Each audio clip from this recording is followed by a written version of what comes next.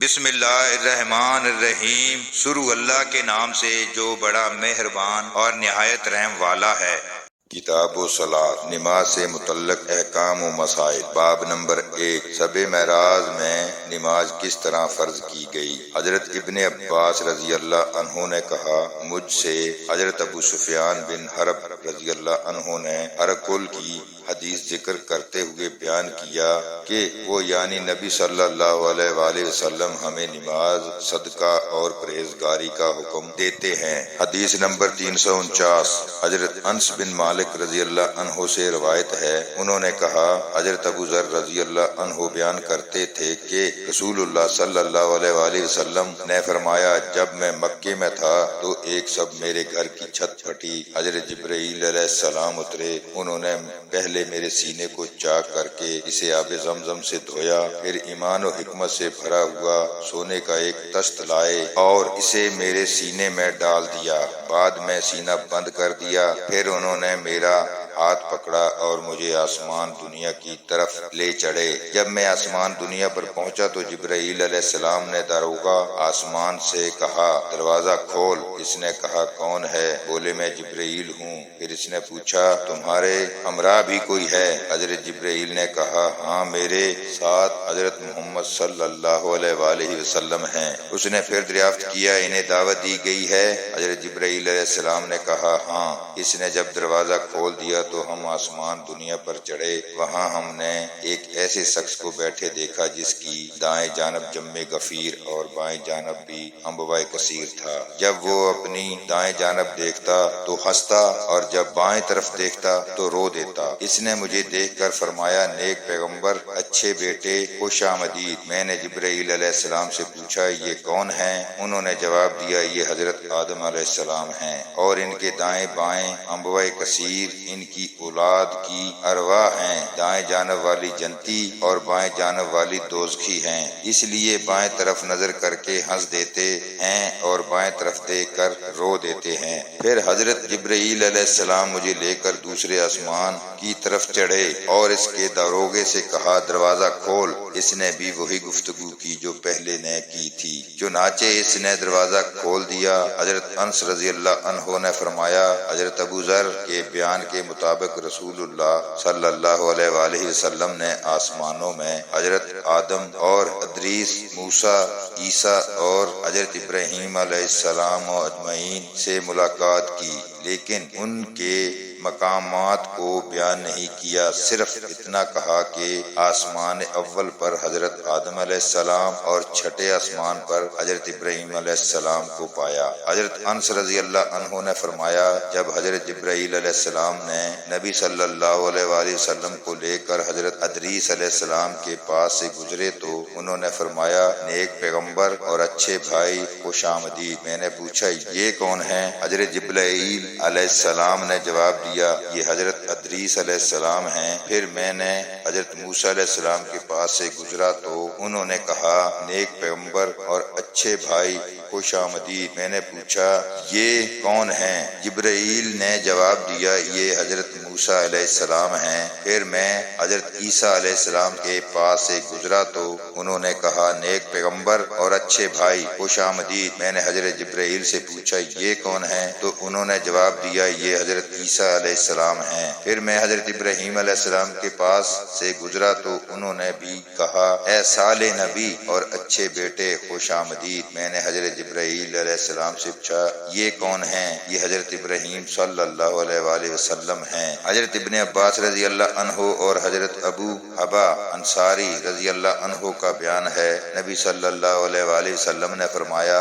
پھر مجھے اوپر لے جایا گیا حتیٰ کہ میں ایک ایسے بلند ہموار مقام پر پہنچا جہاں میں فرشتوں کے کلموں کی آوازیں سنتا تھا۔ حضرت انس رضی اللہ عنہ کا بیان ہے، نبی صلی اللہ علیہ وآلہ وسلم نے فرمایا، جب اللہ تعالیٰ نے میری امت پر 50 نمازیں فرض کی، میں یہ حکم لے کر واپس آیا۔ جب موسیٰ علیہ السلام کے پاس سے گزرا تو انہوں نے پوچھا، اللہ تعالیٰ نے آپ کی امت پر کیا فرض کیا؟ کیا ہے؟ میں نے کہا سب و روز میں 50 نمازیں فرض کی ہیں۔ اس پر حضرت موسیٰ علیہ السلام نے کہا اپنے پروردگار کی طرف لوٹ جائیے، کیونکہ آپ کی امت ان کی متحمل نہیں ہو سکے گی۔ چنانچہ میں واپس گیا تو اللہ تعالیٰ نے کچھ نمازیں معاف کر دیں۔ میں پھر حضرت موسیٰ علیہ السلام کے پاس آیا اور کہا اللہ تعالیٰ نے کچھ نمازیں معاف کر دی ہیں۔ انہوں نے کہا اپنے رب کے پاس دوبارہ جاؤ، آپ کی امت ان کی بھی متحمل نہیں ہو سکے گی۔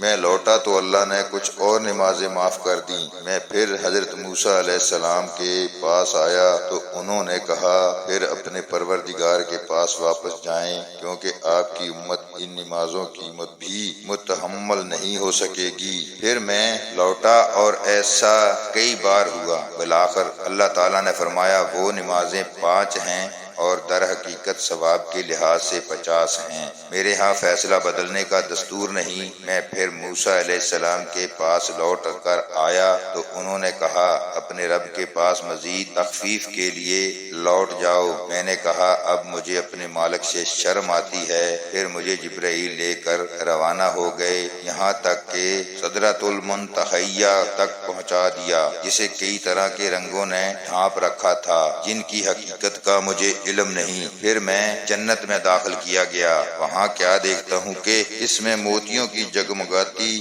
لڑیاں ہیں اور اس کی مٹی کستوری ہے۔ حدیث نمبر 350 حضرت ام المومنین عائشہ صدیقہ رضی اللہ عنہا سے روایت ہے، انہوں نے فرمایا اللہ تعالیٰ نے جب نماز فرض کی تو ہجر و سفر میں ہر نمازی کی 2 رکعتیں فرض کی تھیں۔ پھر نماز سفر اپنی اصلی حالت میں قائم رکھی گئی اور ہجر کی نماز میں اضافہ کر دیا گیا۔ باب نمبر 2 نماز کے لیے لباس کی فرضیت۔ ارشاد باری تعالیٰ ہے ہر نماز کے وقت اپنی آرائش یعنی لباس پہن لیا کرو، اور جو شخص ایک ہی کپڑے میں لپٹ کر نماز پڑھ لے تو یہ درست ہے۔ حضرت سلمہ بن اکوع رضی اللہ عنہ سے منقول ہے کہ انہیں نبی صلی اللہ علیہ وآلہ وسلم نے قمیض کے گریبان کو بند کرنے کے متعلق کہا تھا، اگرچہ کانٹے ہی سے کیوں نہ ہو، لیکن اس حدیث کی سند میں کلام ہے، اور اگر کسی نے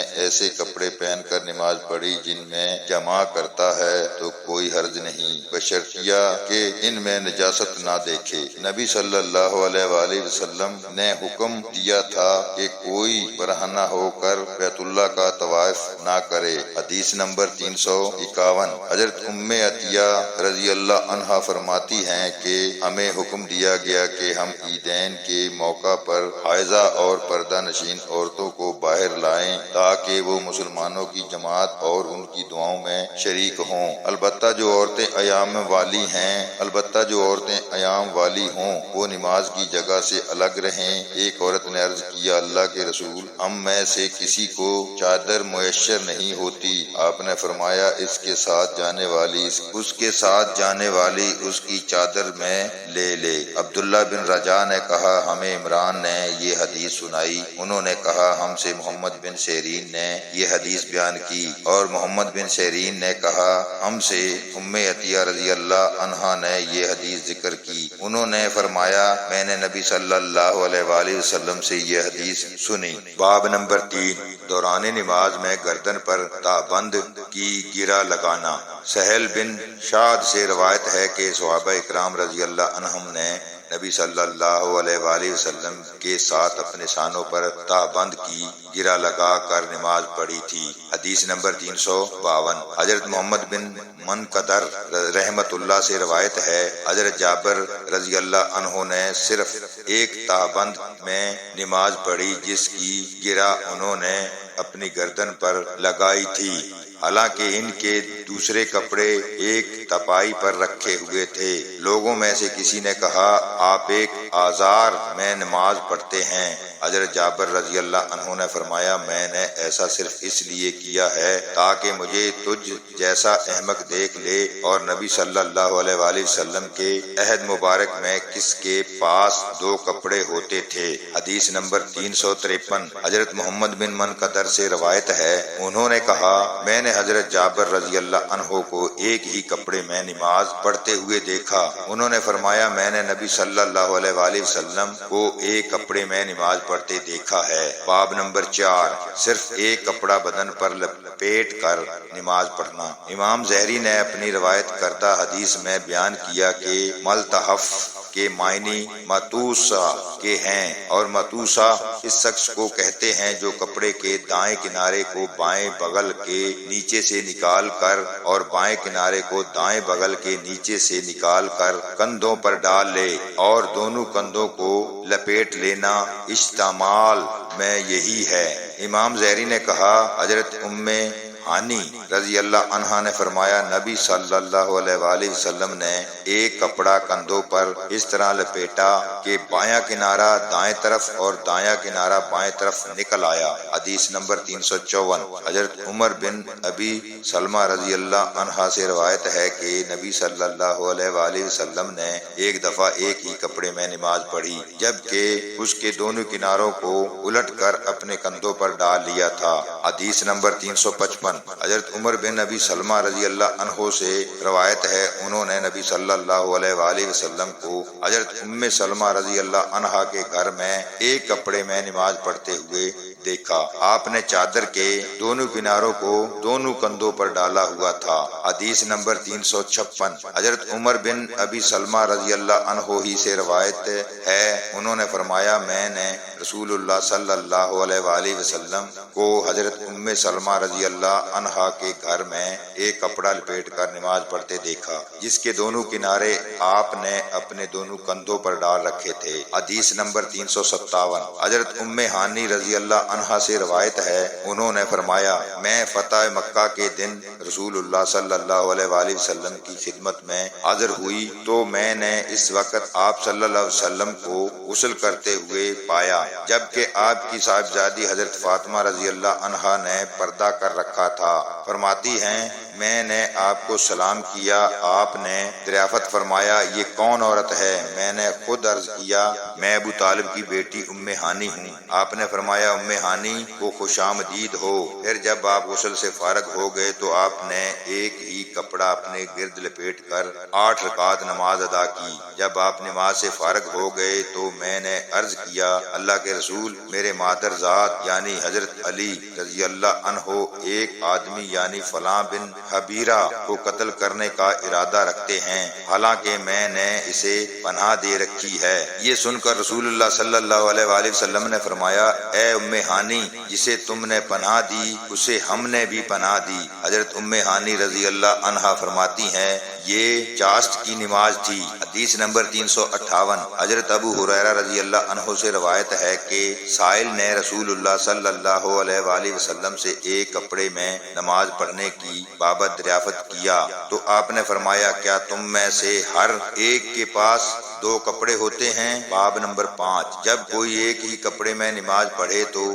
اس سے کچھ حصہ اپنے کندھوں پر ڈال لے۔ حدیث نمبر 359۔ حضرت ابو ہریرہ رضی اللہ عنہ سے روایت ہے انہوں نے کہا نبی صلی اللہ علیہ وآلہ وسلم نے فرمایا تم میں سے کوئی ایک کپڑے میں نماز نہ پڑھے جبکہ اس کے کندھے پر کوئی چیز نہ ہو یعنی سانے ننگے ہوں۔ حدیث نمبر 360۔